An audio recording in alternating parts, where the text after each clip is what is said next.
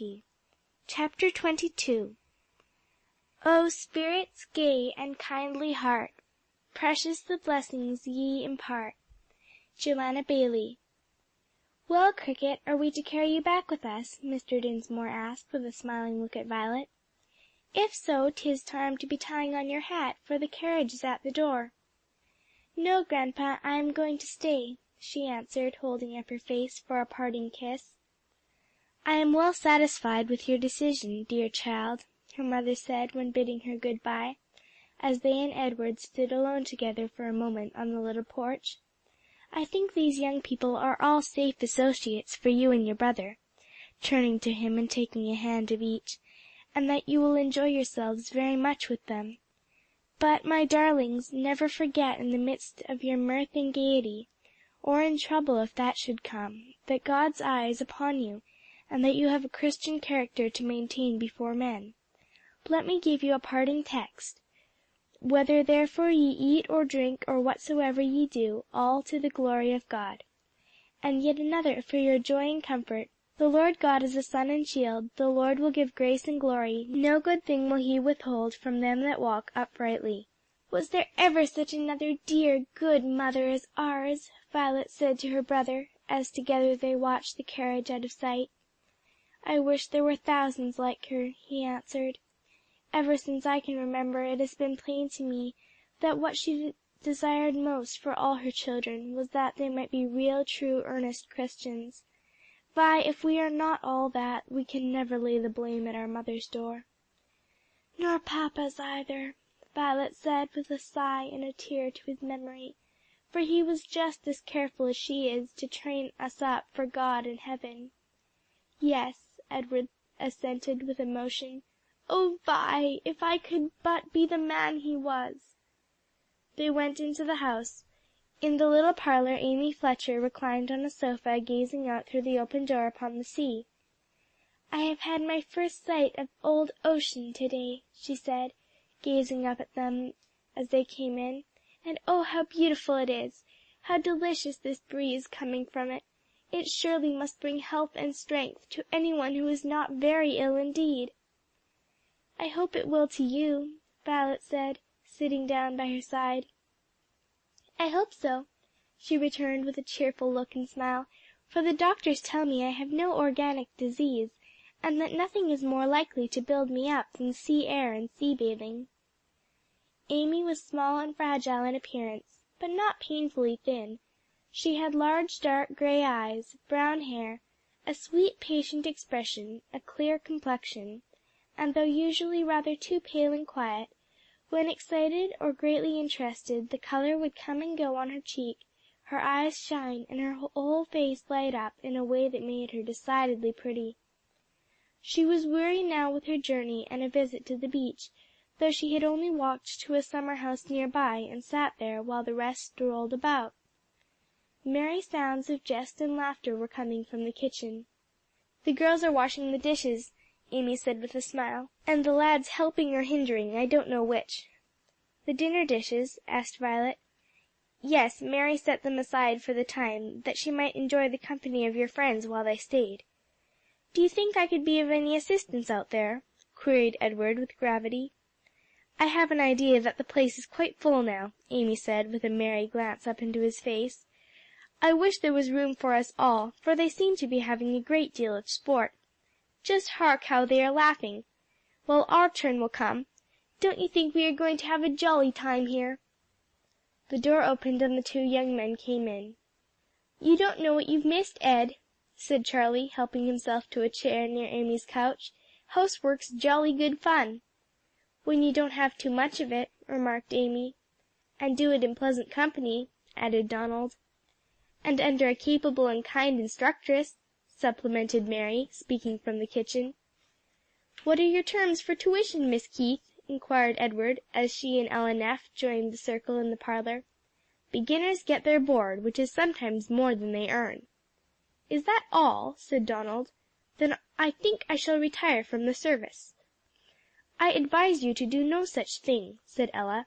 "The knowledge you gain may prove invaluable in some future emergency, sometime when you find yourself out on the plains or buried in the forests of the far west, with no gentle, loving woman at hand to prepare your meals."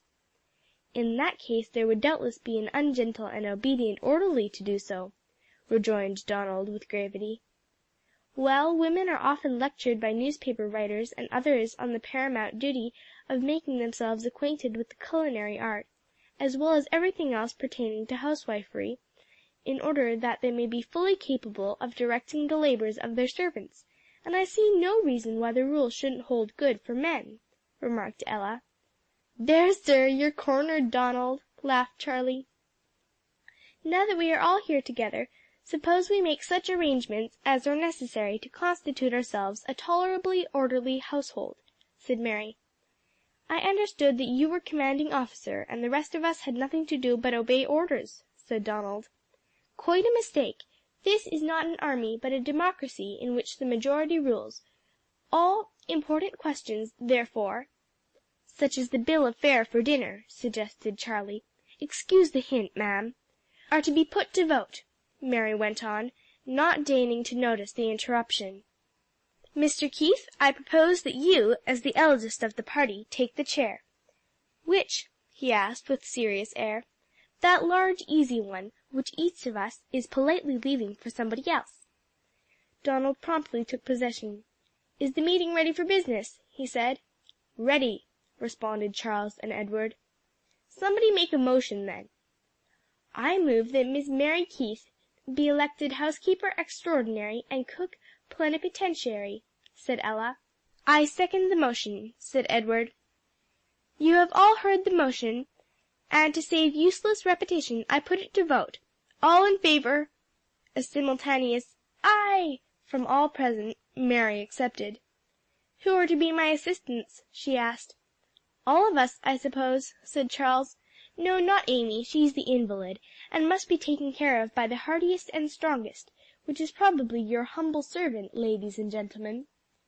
"Doubtful that," said Edward, with a downward glance at his own stout limbs. "I think we should all help in that and with the housework," remarked Vi modestly. "Cousin Mary, I can make beds, sweep and dust very nicely, mamma says. It was her wish that I should learn, and I did." "So can I," said Ella, "and we'll undertake that part of the work together, if you like, Miss— Call me Violet, or Vi." "Yes," said Charlie. "I move that everybody be called by the Christian name, or some abbreviation thereof, as a saving of trouble, and showing a friendly disposition toward each other." "Agreed," said Donald. "But let it be understood that there's no objection to the prefix of cousin." "At what hours shall we take our meals?" asked Mary. "Make a motion," said Donald. "Breakfast at 8, dinner at 1, tea at 6. Will these hours suit all? If not, let us have an objection."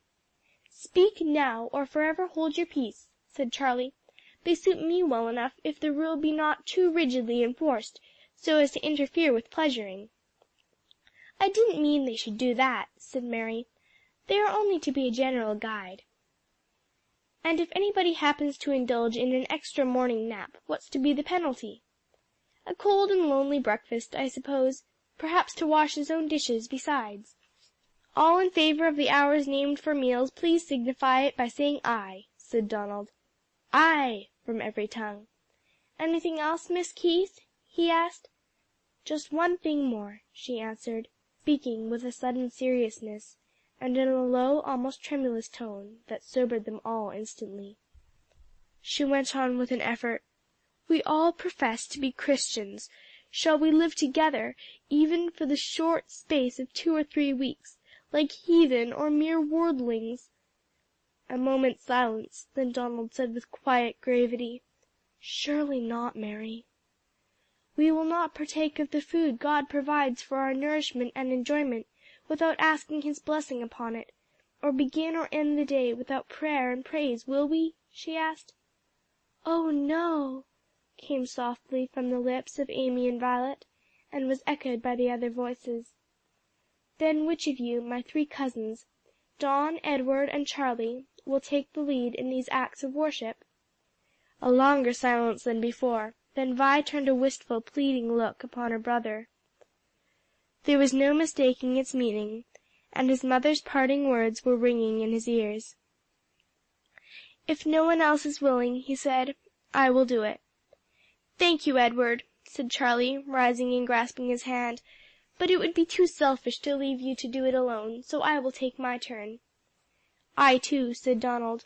"It should never be said of a soldier that he refused to stand by his colors, or of a follower of Christ that he was shamed of his Master's service," added Edward. So it was arranged that they should take turns, day about, according to their age. "5 o'clock, just an hour to tea time," Charlie said, consulting his watch. "What shall we do with it? Amy, do you feel equal to a stroll on the beach, with the support of my arm?" "Thank you, it would be very nice, but I am tired enough to think it still nicer just to lie here and look at the sea," she said. "I shall not mind being left alone though, so please all the rest of you go. And tomorrow I shall be able to join you, I hope." "Ah, no, we won't leave you here all alone," said several voices.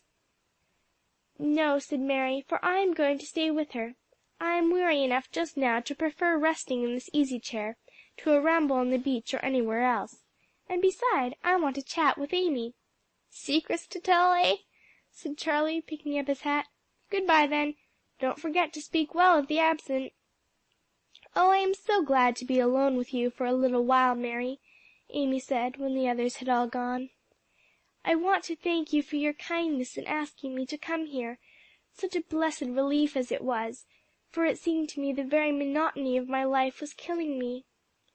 "The thanks hardly belong to me," Mary said, between a smile and a tear, as she leaned over Amy, gently smoothing back the hair from her forehead. "I think they should be given first to our Heavenly Father, and second to Mr. Marston." "Yes, and third to you, Mary. I used to wonder over that text in Isaiah, 'He that believeth shall not make haste.' I didn't know what it meant, but I believe I do now." "Well, dear, what is your explanation?" "I think it means that he that is strong in faith will patiently and calmly wait God's time for the fulfillment of his promises, and for relief from trouble and trial. Oh, if I could but do it always!" "And I," sighed Mary. "But oh, how often I am guilty of making haste for myself or for others, my dear ones especially. There is poor mother so often sick, and it is so hard to see her suffer, when she is so good too, so patient and cheerful and resigned." "Yes, I know, that must be far harder than suffering yourself." "Amy," said Mary, after a pause, "you must not forget that it is a very great pleasure to me to have you here, and that if you and the others had refused to come and stay with me, I could not have accepted Mr. Marston's offer." "It is very generous in you to set it in that light," Amy answered, with a grateful look and smile. They found so much to talk about that time flew very fast, and they were greatly surprised on seeing Ella and Violet coming up the path from the gate to the house. "Surely it is not 6 yet!" Mary exclaimed. "No, only 5:30, Vi said, taking out her watch, but you are tired, and Ella and I want you to let us get the tea." "Good girls," returned Mary gaily. "I feel quite rested now, but you may help if you like. I'm not going to cook much though, only to make tea and stew a few oysters." Tea and the clearing up after it well over, they all gathered on the porch, where they had the full benefit of the breeze, and could get a glimpse of the sea by the light of the stars, and listen to its ceaseless murmur, while amusing themselves with cheerful chat and in making arrangements for various pleasure excursions about the vicinity. It was unanimously decided to reserve the long walks until Amy should grow stronger, in order that she might share the enjoyment. In the meanwhile they would fill up the time with bathing, lounging, short strolls, driving, and boating. They finished the evening with the singing of hymns, a chapter of the Bible read aloud by Donald, and a short earnest prayer, well suited to their needs, offered by him. The next day their plans were interfered with by a constant, steady rainfall, but no one fretted or looked dull. Most of them took their bath in spite of it, and there were books and games with which to while away the time within doors. The second day was bright and clear. Amy felt herself already so greatly improved that she was eager for a proposed boating excursion on Shark River. Breakfast was prepared, eaten, and cleared away in good season. Mary was an excellent manager, working rapidly and well herself, and skilfully directing the labors of others.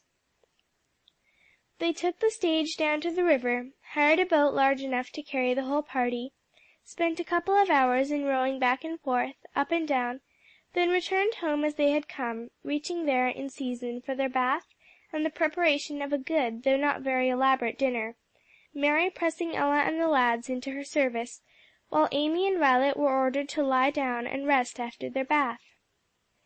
"What's the programme for this afternoon?" asked Charlie, finishing his dessert and pushing his plate aside. "Dish washing, a long lounge on beds and couches, then tea and a second chapter of cleansing of utensils, followed by an evening stroll on the beach," answered Mary. "And what for tomorrow?" queried Donald. "That reminds me," said Edward, "that Mrs. Perkins told me she expects her husband by the evening train, and wants us to join them tomorrow in getting up a fishing party. The plan is to drive over to Manasquan, hire a boat there and go out on the ocean. What do you all say about it?" The young men were highly in favor of the trip. Amy would see how she felt in the morning. Violet demurred, lest there might be danger in going upon the ocean, and because she could not see any pleasure in catching fish, it seemed so cruel. "But you eat them," reasoned her brother. "Yes, I know, and I suppose it is very inconsistent to object to catching them, but I do. I could not enjoy seeing them suffer." "You can go with us without feeling obliged to share in that, can you not?" asked Donald. "Needn't even go out in the boat unless you choose," put in Charlie. "We'll find a shady spot under the trees near the shore where you can sit and watch us." Violet thought that plan would do very well. She could take a book along, and the time would not seem tedious. "But Mary has not spoken," said Donald, turning to her. "I see no objection to your going, any or all of you," she answered brightly, "but I must be excused." "But why?" they all asked, in various tones of disappointment and inquiry. "Because tomorrow is Saturday, and the cook and housekeeper must make ready for the Sabbath rest by doing 2 days' work in one." "Can't we manage that somehow?" asked Donald. Mary shook her head. "No, but I shan't mind it at all. Go and enjoy yourselves, my children, and leave me to attend to my duties at home. The rest can go if they choose, but if you stay at home, cousin, I shall stay with you," announced Violet with decision. They rose from the table. "Mary," said Charlie, "let the dishes stand a bit. I'm going to the post office," and seizing his hat he disappeared, followed by the laughter of the others. "Quick now, lads and lasses, let's have them all out of the way before he gets back," said Ella, beginning to clear the table in hot haste. The heat of the sun was too great to allow of very fast walking, and Charlie was gone a full half hour. When he returned he found them all sitting at their ease in the parlor. "I think we'll leave those dishes till the cool of the evening, Mary," he said, wiping the perspiration from his forehead. "No, I can't consent to that. Not on ordinary occasions," she answered demurely. "Then back to the post office goes this letter," he cried threateningly, holding aloft one with her address upon it. "Silly boy, the dishes are done without your help. Give it to me," she cried, springing up and catching it out of his hand. "A fortunate day, nobody neglected by Uncle Sam's messengers," he said, pulling several more from his pocket and distributing them. The tongues were silent for a moment, then Vi uttered a joyous exclamation. "Oh, Mary, you needn't stay at home tomorrow. Mamma says she will send a hamper by the evening train tomorrow, with provision to last us over Sunday, so that you need not be troubled with Saturday cooking." Everybody was glad, everybody thankful. "But tomorrow's dinner," said Mary presently, "shall we get back in time for me to cook it?" "I don't know," said Edward, "but there are hotels where we can dine, and I invite you all to be my guests at whichever one the party may select. Now, Cousin Mary," as he read hesitation in her face, "I shall be hurt if anybody refuses my invitation." So no one ventured an objection. The day proved auspicious. Amy was unusually well, everybody else in good health and spirits, No excuse for staying at home, so all went and spent the entire day, taking an early start and not returning till late in the afternoon. Chapter 23